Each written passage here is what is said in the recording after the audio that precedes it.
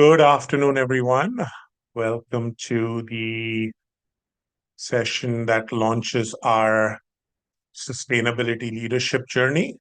We have an hour scheduled, and we're starting about 2 minutes in. The good news, for those of you who know me, I never take the full hour. Uh, we we have kept the last 15, 20 minutes more for a Q&A if you have any questions. But what we're going to be talking about this afternoon is really a little bit about the sustainability journey and what are some of the pieces of it, what are the components of it, etc. So, really quickly, to set the context, for those of you who don't know us, we are C2C. We are completely focused on helping organizations align their talent to their business strategy. And this is actually the sustainability leadership program fits very strongly with our mission, both from an organization perspective and as people who want to make an impact on the world. So this is where our organization is really focused on. Really quickly, I'm going to invite you to just put into chat uh, what's the one thing that brought you here today, and what do you hope to, or maybe what do you hope to get out of this session? So I'm going to give you a few seconds while you put something into the chat, and whoever puts something in first gets a special mention.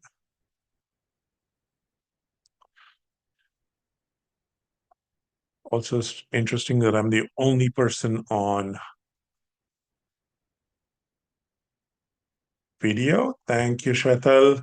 The impact on financial services. Yeah, absolutely. Thank you, Gajendra. ESG, very important aspect. We are going to talk about how do we adopt it in day to day. ESG leadership, Manish, that is such a critical linkage that we have found, and there's actually a slide that will sort of talk a little bit about it. Anyone else? Oh, the business model. Um, Actually, Ravi, I want to challenge on that one. From everything I know, imagine a business model that doesn't have ESG in its core. It's not going to last very long. Uh, and that's what a lot of the Hey current Vinay, data is saying as well. Hey, Ravi. yeah. So actually, the ESG model, right, which we are talking here, is like it started from 40 million. Now it is somewhere close to $300 million industry, and by 2030, it is expected to be in $1 billion industry. So basically, right, every company is working on some of the tool, right, how the ESG works, how the carbon captures, neutralization, and all things works, right. So Yeah, basically, how it is a revenue generating model now it's basic things want to work it out. So that's basically I want to learn. brilliant. So we'll talk a little bit about that, and our program actually has a lot of that conversation as well. But that's great. So thank you. Okay. Anyone else? Anything that brought you here today? Give it a couple of seconds. If there's anyone else, people who just joined in. Okay. So with that, let's just continue. So what we're going to be doing is really talking about two things. Thanks, Shwetal. Blockchain. We're not going to get that in too much in detail, but again, the program we get into will sort of talk a little bit about it. So we're going to talk about two things. I'm going to spend about 10 minutes just talking a little bit about sustainability, the situation as it is today, and the program that we are launching, what we plan to solve in that program. What is the issue that it's addressing, right? So let's go straight into this. And um, just a quick thing, and sustainability is good business. I'll let you read these quotes on your own. I'm not going to read them for you, but we've got quotes from uh, Ramchandar, who's the CEO of Hitachi, Anand Mahindra from M&M, Hatem Dawider, who's from Etisalat and EN, the largest telecommunications company in the UAE. Um, it's foundation of business as well, right? And that's really what this is talking about. Uh, so Just to kind of give you a little bit about where sustainability is today, and Ravi kind of talked a little bit about, he alluded to this. Uh, so here's an interesting data for you.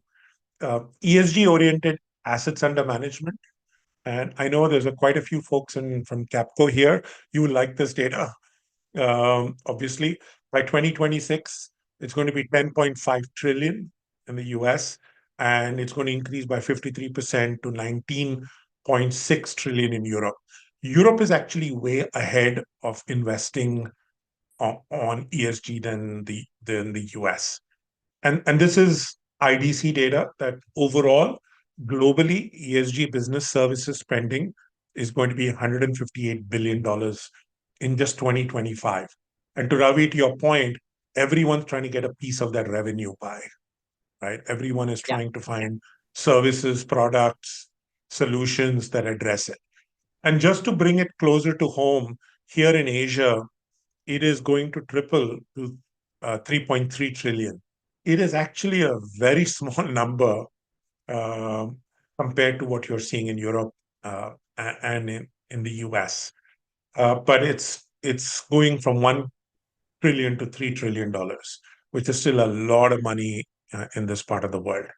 This does not include a lot of the China data because some of the China data is a black hole. We're not going to get all of that out. Uh, as well, right? So the business model, the business case of ESG is there. Now the question that becomes, how do we do it? Um, Again, just to bring the ecosystem here in India, SEBI made a mandate, that's the stock exchange, that the top 100 companies effective 22-23, and it's going to expand to the 1,000 listed companies, all have to file BRSR reports, business responsibility and sustainability reports.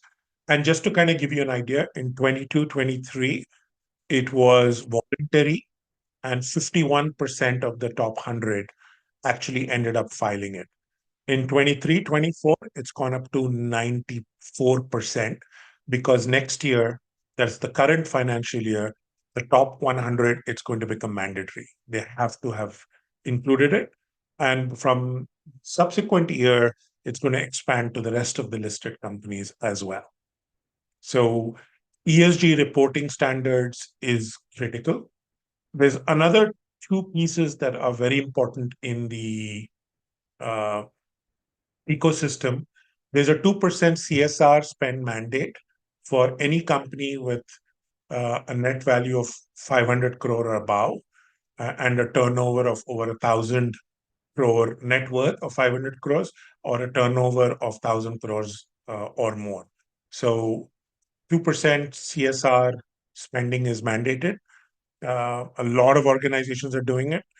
Today, it's done in everything from education to diversity to street cleanups to water,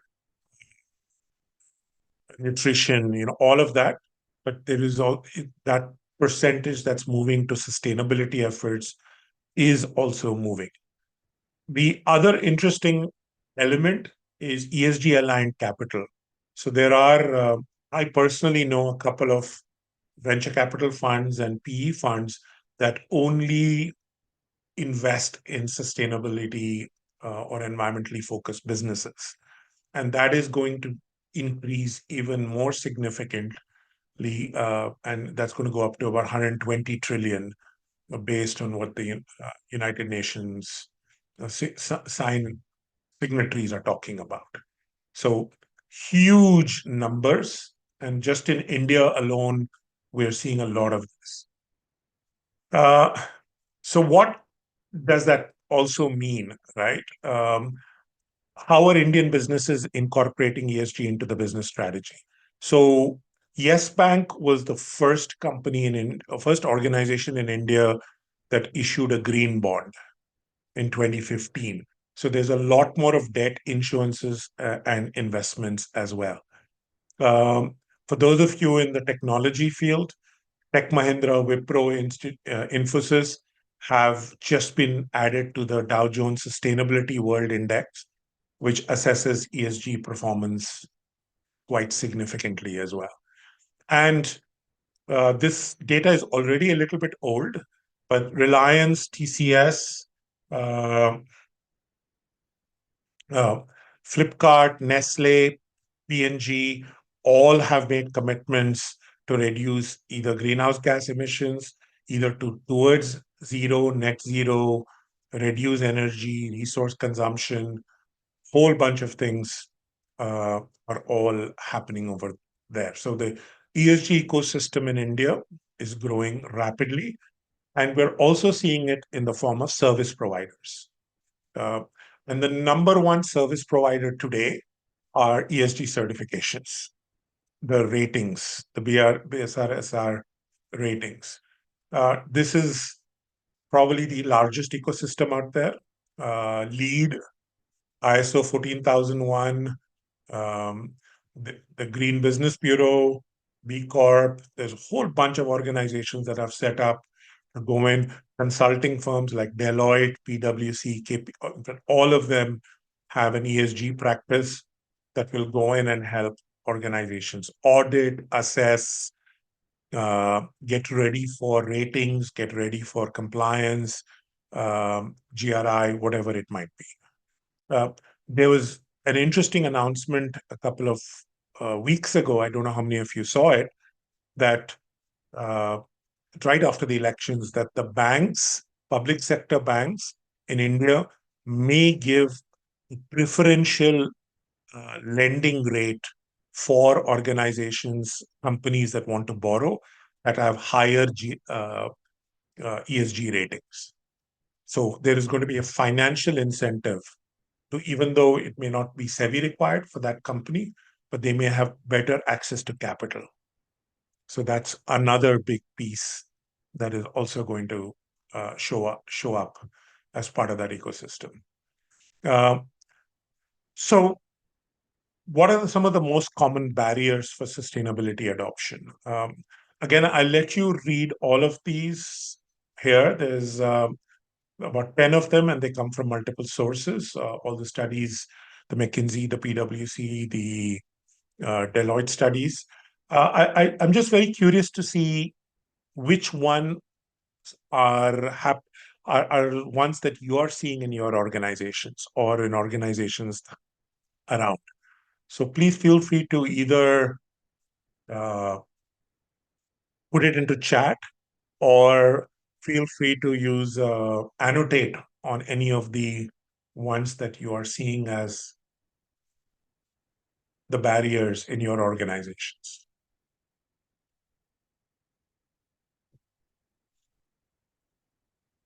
Any thoughts? Oh, feel free to come off mute as well. If resistance to change, Gajendra says. Yep, especially when it comes to supply chain and a lot of the manufacturing lines, right? You'll see that because How it, are you? One of the things could be, how are you going to have a governance model against ESG? Because I at least I haven't seen one coming as a standard, governance model yeah, across the board in any industry. Rather. yeah. Great points. And one of the things that's happened is I just got certified as an independent director, and the top 100 companies all need to have one of the committees like the audit committee, etc.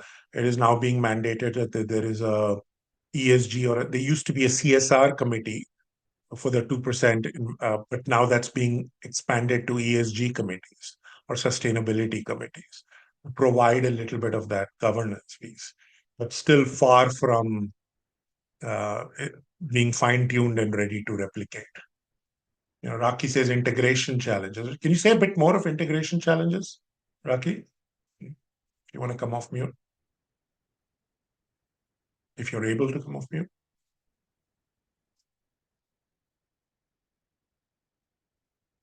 Okay, maybe not. Yeah, okay, not able to come off mute, right? Um, okay, so I saw stuff around lack of knowledge and awareness. It's from a client perspective. Yeah, they're always saying, how do we incorporate that into it? This is where the service providers play a huge role. the number of partners in a Deloitte or in any of the big four consulting firms who are now dedicated to ESG practice is growing. Most consulting firms are providing services in this area as well. This is, for those of you who have been around long enough, this will remind you a lot of the first wave of ISO 9000 certification or Six Sigma. Everybody jumped on that. Everybody was doing it. And there were tons of organizations that were helping uh, companies also just get up to speed to be able to meet the so the compliance and the regulatory aspects are moving faster than organizations' ability to meet those requirements, which allows room for service providers to step in. Right. So Yeah, this is what another factor, Vinay, could be understanding the ESG ecosystem, particularly in India, because there are a lot of factor conditions and demand conditions that drive ESG requirements. So have they been fully understood within the whole geographical landscape is the key here before even yes. implementing it? Yeah, exactly. And the whole upstream and downstream ecosystem isn't ready fully as well. So that's a great point. So there's quite a few things that have sort of come up here, there. Now, so what does our leadership journey that we are launching is aim to address? So we are not going to be able to address financial concerns or measuring impact. There are agencies that do that, GRI, etc. What we are going to looking at in our journey is how do you create that leadership commitment and support? How do we increase the knowledge and awareness of that whole ecosystem and what it actually means? And the third area is how can you overcome that resistance to change and incorporate that into the day-to-day aspects as well. So a lot of change management. And Naveen, to your point, getting vendors and suppliers to participate, uh, 100% agree. That's after your own organization is fully on board, right? Then we can extend it. Um, I can give you one example of a company that has told us that in the next 3 years, and they've given us plenty of. Actually, they said that to me a year ago, so they probably meant 2025. By 2025, they're expecting all the suppliers and service providers who are going to work with them who have ESG practices uh, involved, and their procurement function. They said they let us know well ahead of time that they will have a cutoff date that if you're not ESG compliant, whatever that means, you cannot even get empaneled as a supplier or a service provider to them. So to your point, I mean, that's going to happen. That's probably phase 2 or phase 3 after we get our own houses in order. Then we're going to extend it to our indirect impact. So those are the 3 areas that we are definitely going to be looking at um, being a very, very critical uh, area that we're going to address in our journey. So let's talk a little bit about the ROI, right? So a lot of people are asking for this, just one slide, then we move into our journey. And can I just invite either Ramona or Jijit if you want to clear the annotations? So one is obviously the corporate goodwill, um, customer, investor, the acquisition, banks, all of that stuff that we have talked about. There's a financial aspect to it. The risk, insurance risk. Insurance companies will not underwrite or cover certain organizations, certain types of organization if they have not uh, met certain, uh, what do you call it, criteria, right? Or they will load up higher premiums for higher risk factors. So there is going to be that element. So there's a financial cost. There's going to be a higher organizational development. The third and is a little one difficult to measure. There is workforce productivity, organization resilience, less crisis. I'm right now in Singapore, and we've just had an oil spill 3 weeks ago, and the insurance company and for the barge that did the oil spill just off Sentosa is paying $5 million. The government estimates that their spending is almost close to $40 million, and they're expecting the beaches to be cleaned in the next 3 weeks. They're 80% there. They're talking about the cost and uh, putting new regulations on ships just off the coast of Singapore, which is being a major port, is going to add cost to it, right? So the resilience of those shipping companies, etc., is going to get tested. The fourth one is obviously ESG rated companies, organizations. There's new markets, customers, products, services, revenue streams that are out there. And with that ecosystem, there are more players who will get to play with it, uh, uh, uh, and participate with the service provider as a service provider. So that's the so so the whole focus in our journey was just to ask two questions. We want to create shared value opportunity for sure. So how can we do well and make money and do good and solve social and environmental problems? So it's not one or the other, it's the and. So how can we do both? And we found that there's a couple of things that need to fall into place. And that's the problem that we want to solve. Before we move down the path of the ESG ratings and whatever the rating you choose to go with, just being a tick box to get the cheaper financing or access to capital or comply with regulations. We really want to make it part of the ecosystem, because this is not a ISO 9000 quality aspect. This is an impact uh, issue that we're talking about. So what we aim to solve has been founded in the passions at C2C. We have been, for the last 3 years, we started the conversation in 2020, and two, discussing how can we contribute a little bit more towards managing climate change. So one of the initiatives that we did was to launch the sustainability leadership journey, which is what we're doing in this. And the core of this program is really to make sustainable change, not from a ratings perspective, but from an awareness, a mindset, and a behavior. And if you're wondering why we picked it, we've been doing this, as I said, for the last 3 years. And one of the initiatives we said is, let's go and find out where climate change is actually being seen on the ground. And I'm going to play a video. We've been very fortunate and part of some work that's been happening in Ladakh. It's in the winters. I was there last year and this year. Last year, we participated in something called the Last Run. It's the Frozen Lake Marathon on Pangong Lake. And just to kind of give you the context, that Pangong Lake, I don't know how many of you have been to Leh. Please put it in chat if you have. I'm guessing most of you have gone in the summers, if you've been up there. That lake used to freeze about a decade ago from December till about April. It has now shrunk. The freezing time, it freezes in February, right, only up to the end of March. So it's literally down to 2 months because of the temperature change.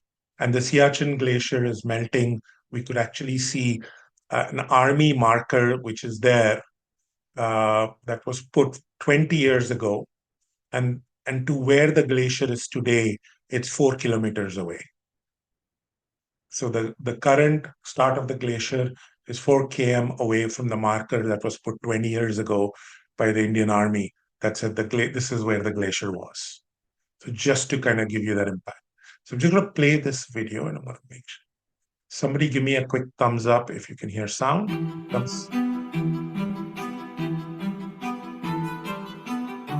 Thank you.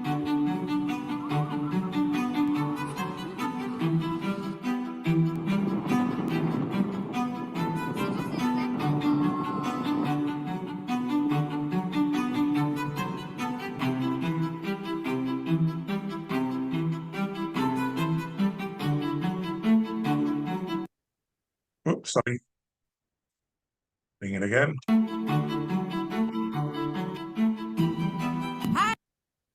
Every time I do something on my screen. I'm Anna. I'm from Austria. I'm Shweta. My name is Mahesh Kodana. I love Ladakh. And this time I got this opportunity to run on the beautiful frozen lake. We really want to look at this from a climate perspective, and we can see how already the weather has been unpredictable. The main purpose of this marathon is to aware people about the climate change that Ladakh people are suffering from. And the way the weather is moving tells us there's a lot of work we need to put in to making. So we've been there for 2 years in a row, and we're seeing it. We work with um, um, some of the organizations there that are trying to really do it. And the whole purpose of that event is to just bring attention to it. Last year, it's called the last run because we have no idea which year will be the last run. The lake doesn't freeze, we can't run on it anymore. It's limited number, except for footprints. We don't leave anything on it. And it's really interesting. This last year, it was beautiful, sunny weather, and it was minus 15. This year, it was, as you can see, very cloudy, snowing, and it was minus 35 and windy. And it froze literally just a week before we went there. And we didn't know whether it would happen. So that uncertainty that we're seeing and the impact it's having is very, very foundational.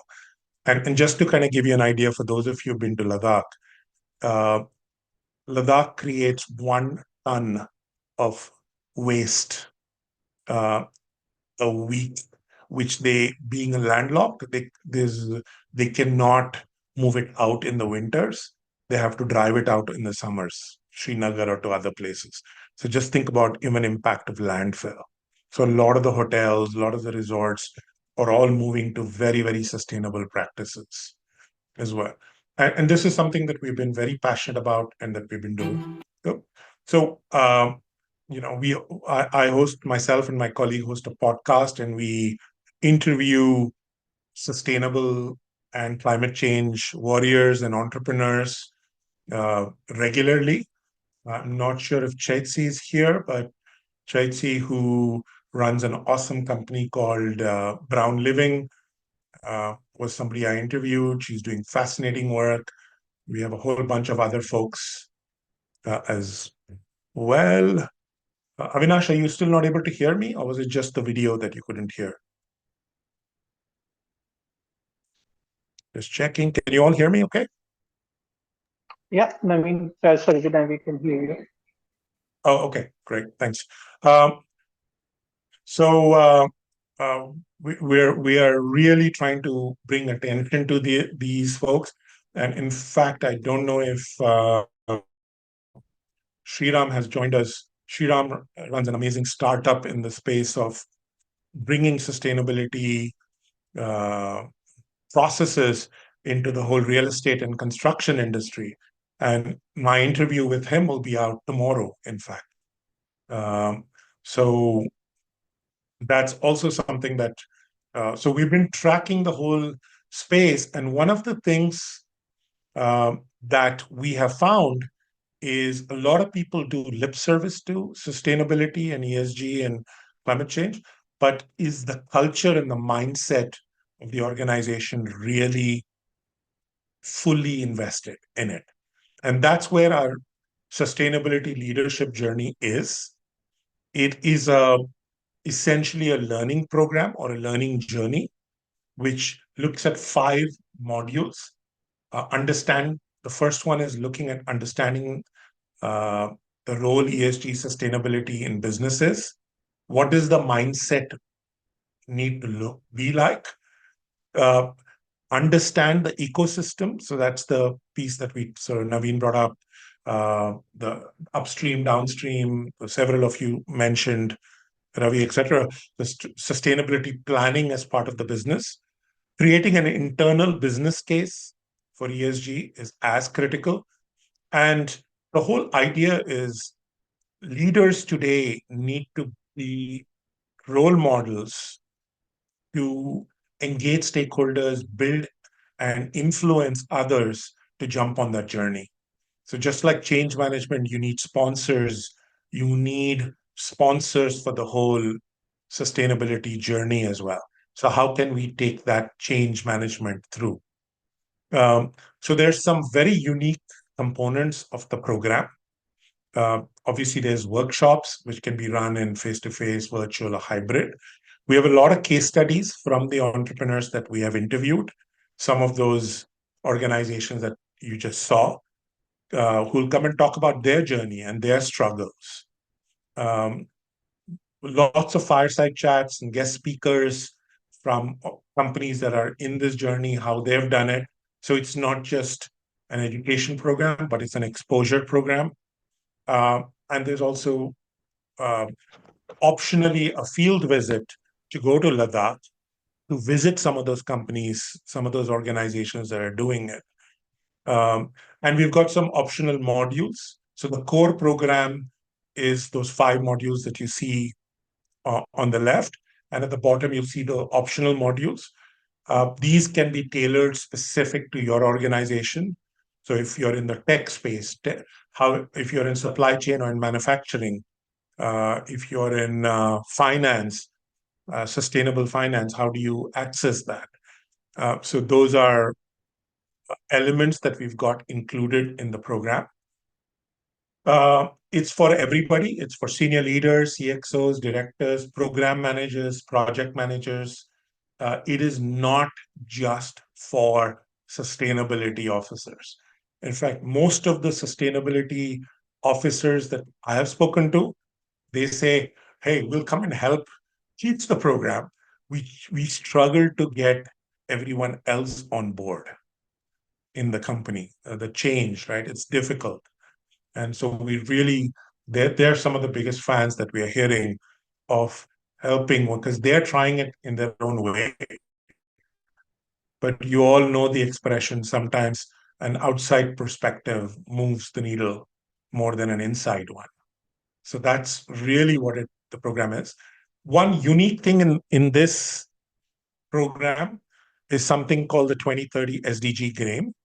This is a simulation card-based game. It was created in Japan. About 300,000 people have done it. And it's about moving the mindset from how can I make a difference?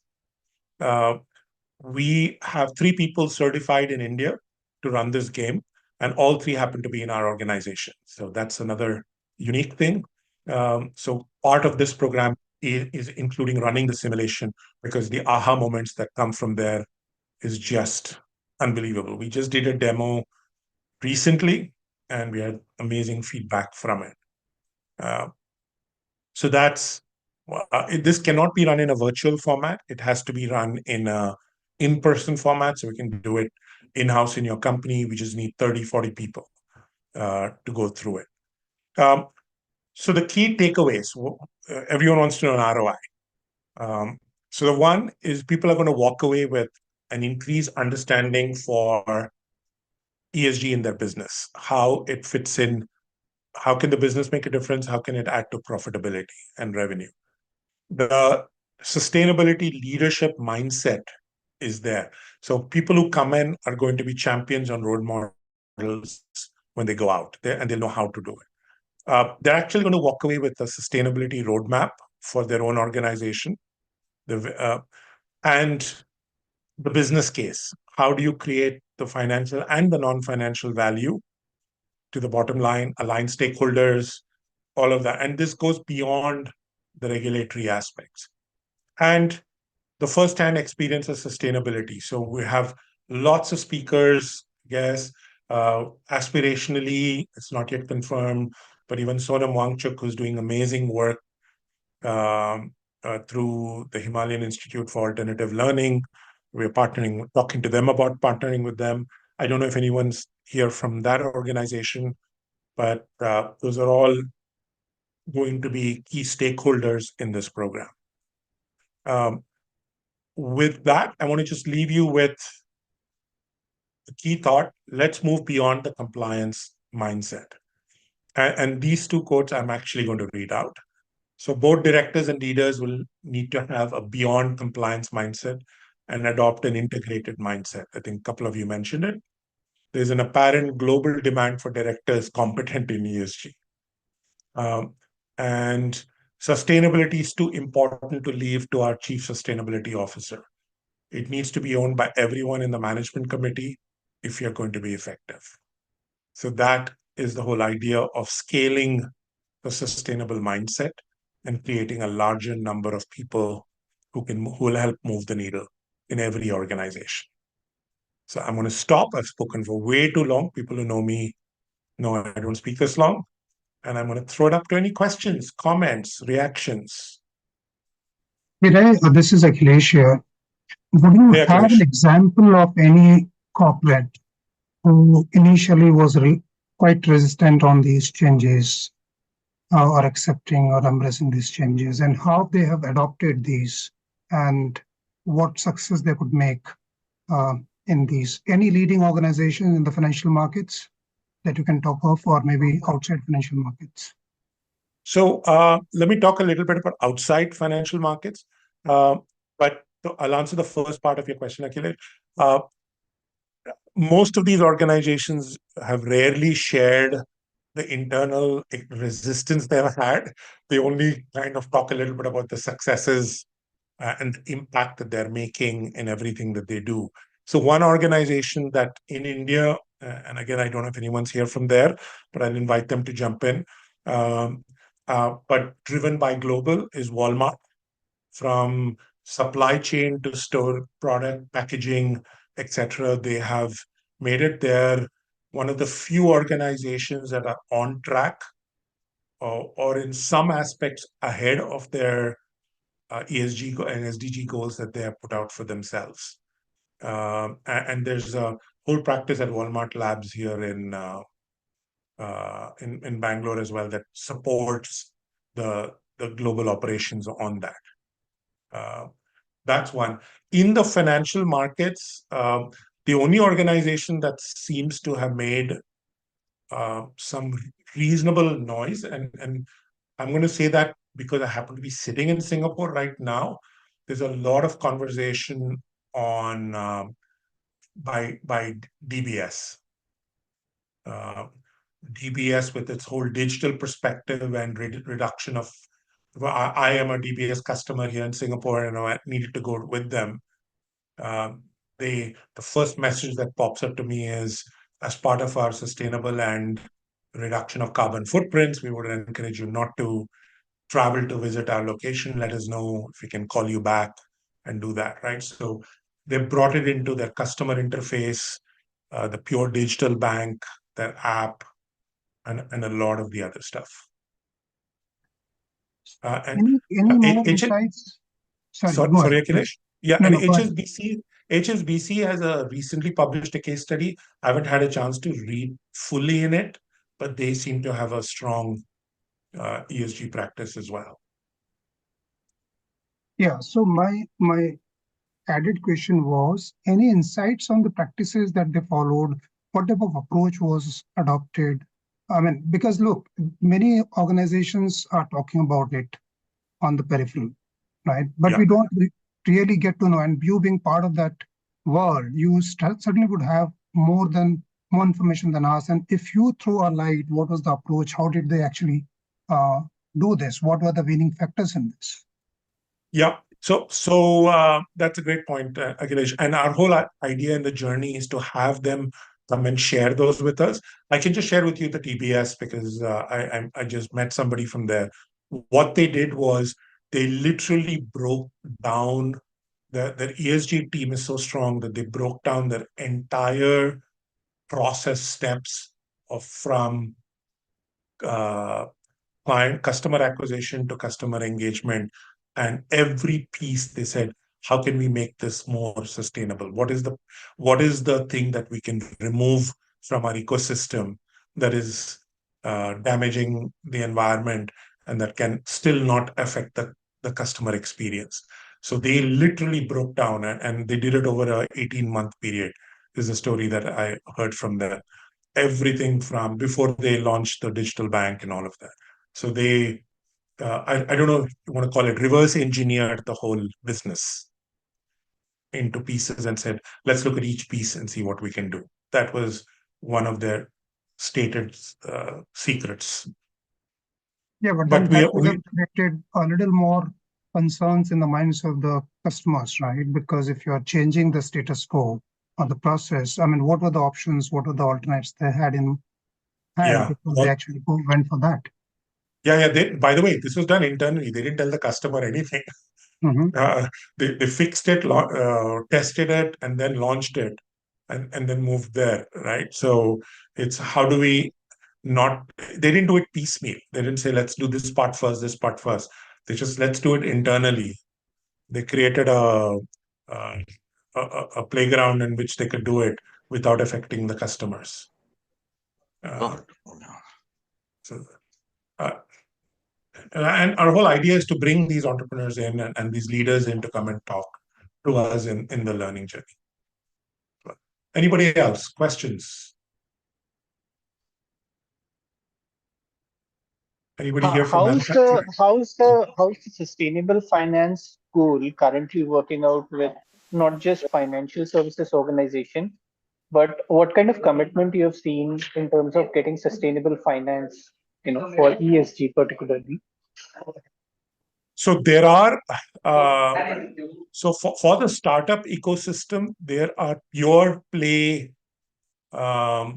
funds that have been raised only for sustainable funding, for sustainable businesses. They will not invest in any business that doesn't have sustainability or the impact in its core. So that's one aspect of it. The second one is larger private equity and VC funds are now looking at the sustainability practices of their companies that they have already invested in or are looking to invest in before putting in money, because the regulatory and compliance risks and penalties could be so high that it could literally wipe out value.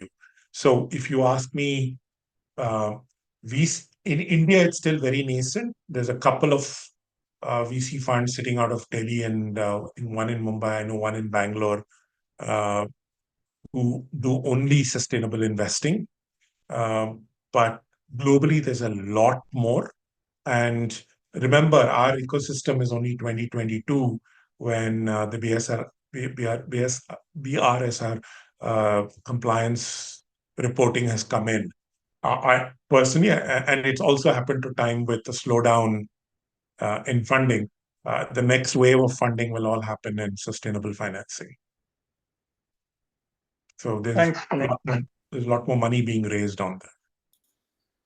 I think even Citibank has a commitment of sustainable finance of close to around $1 trillion by 2030. That's what I've heard about. And so So does to JP add Morgan. to Yeah, JP Morgan's announced it, and so has Goldman Sachs. All of them are jumping in. Anybody else? Hi, Vinay. This is Naveen here. Can you hear me? Yes, Naveen. Yeah, hi. Thank you for your presentation. So I had three questions for you.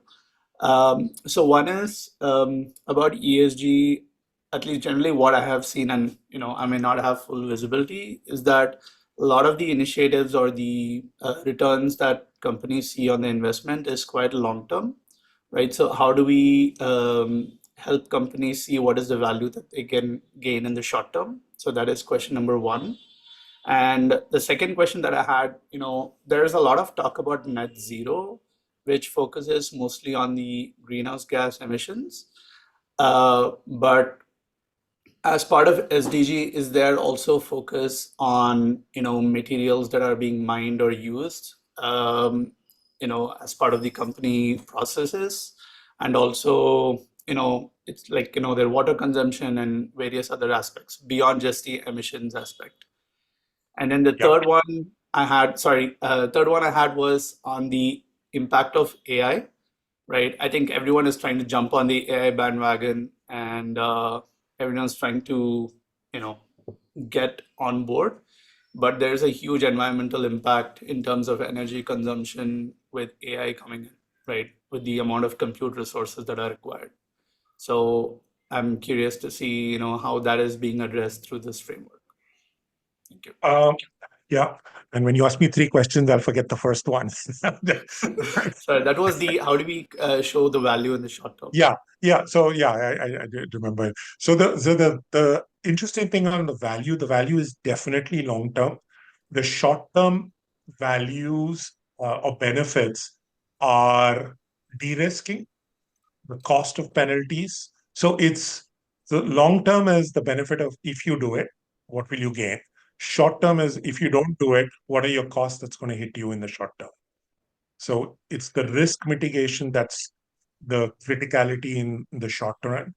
The second one is the second advantage of doing it is the uh, financial. So for personally, I think if PSU banks, which is what they will probably do, move in the next year or so.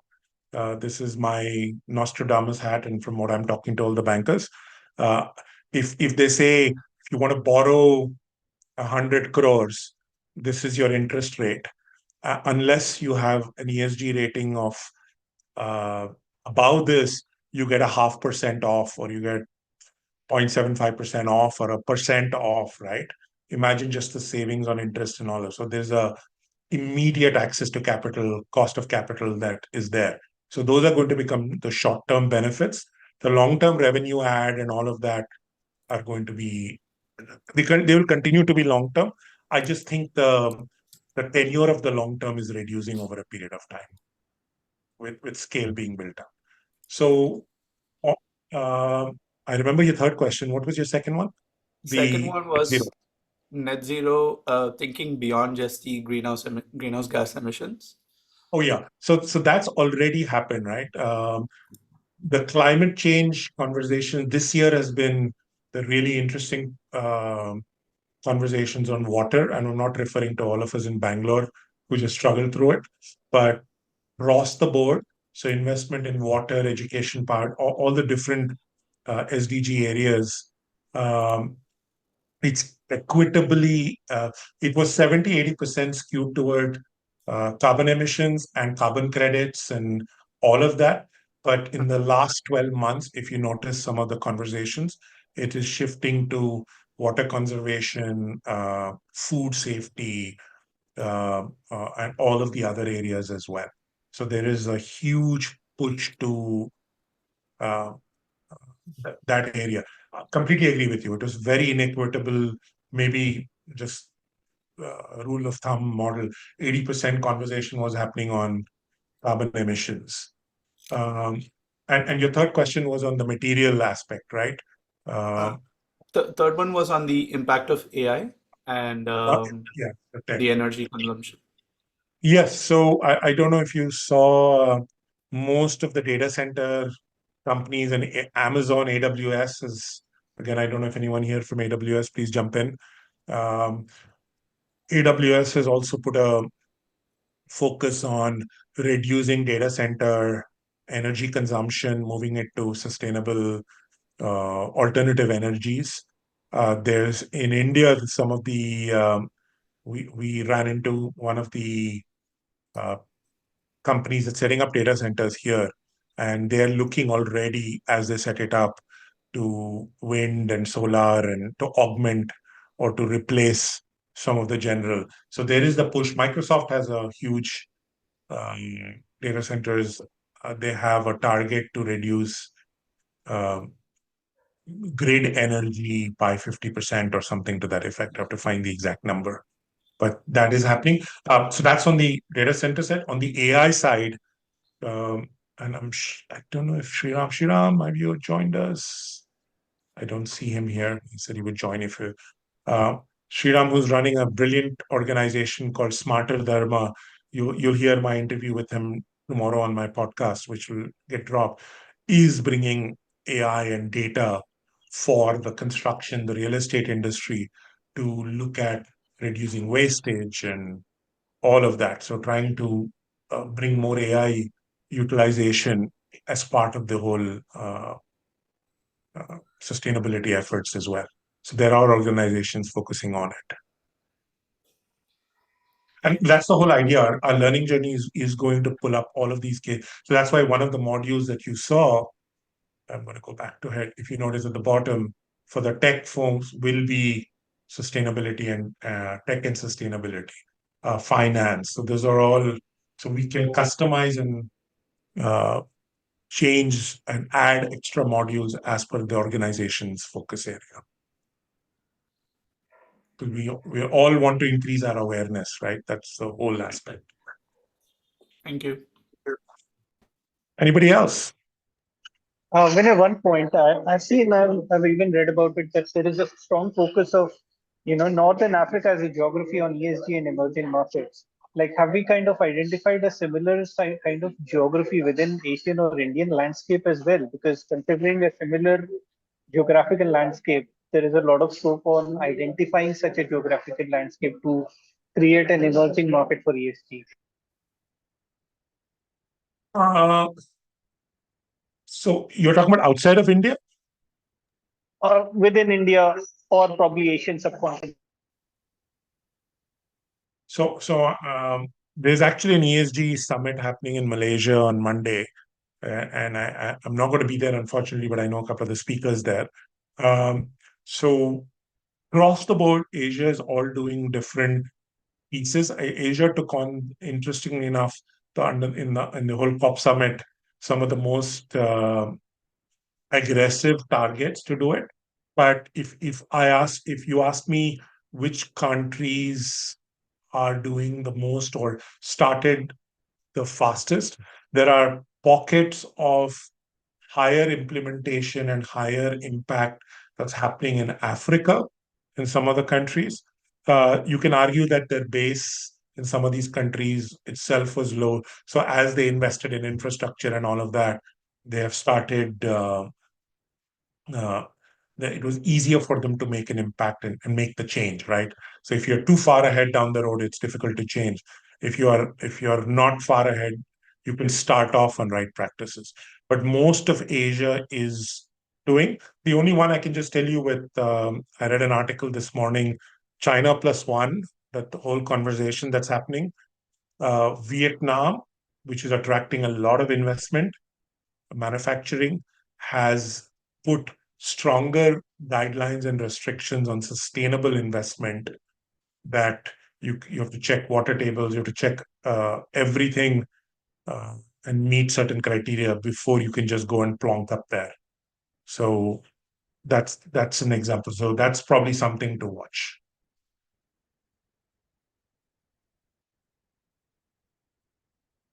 Thank you. Thanks. Anyone else? So my colleagues put a couple of things in the chat.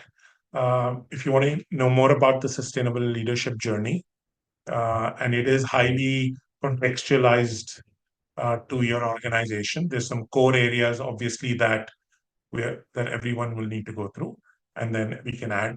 And then, of course, if you want to know more about just the 2030 SDG game that we can run as a simulation in your organization or incorporate at the journey, is also something we'd be happy to talk to you about. With that, I'm known for somebody who likes to finish a few minutes early. Thank you all so much for your time, and feel free to reach out to us, connect, and thank you so much for joining. Thank you.